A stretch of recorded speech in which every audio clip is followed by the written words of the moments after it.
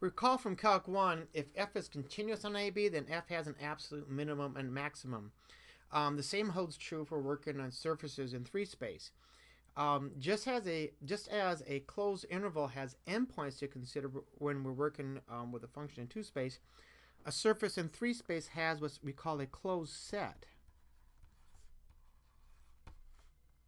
in R2 that we need to consider. Now, a closed set is a set that contains all of the boundary points. And a bounded set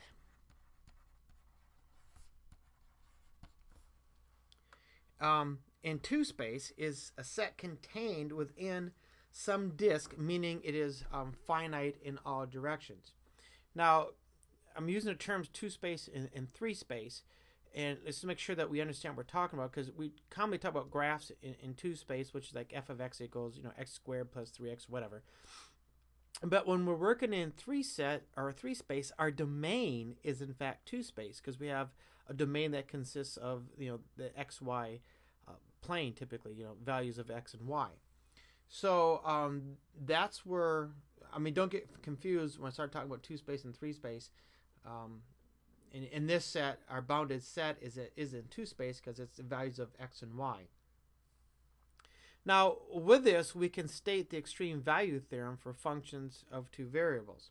Now, the extreme value theorem simply says that if f is continuous on a closed bounded set D in R2, then f has an absolute minimum and maximum at some point, fix that typo, x1, y1, and x2, y2.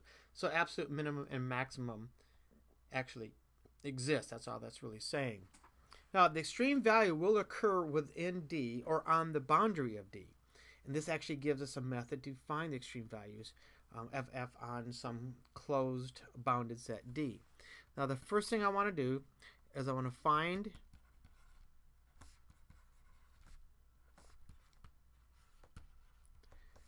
the values of f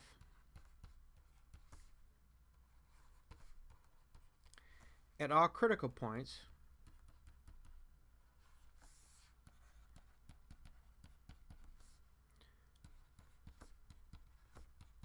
of f in D. So all the critical points of f that fall within this bound set here, D. I want to find all those critical points.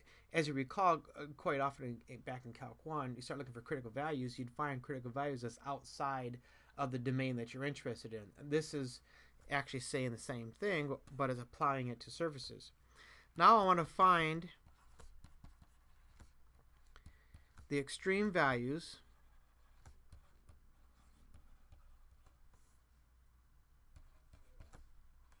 of f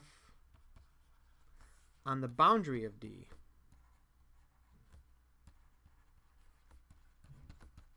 This is equivalent to back in Calc 1 when we checked our endpoints. That's the exact same idea. Now, obviously, the largest value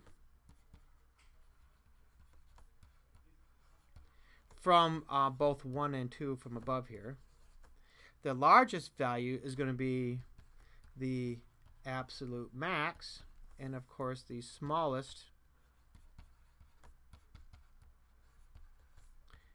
is going to give me my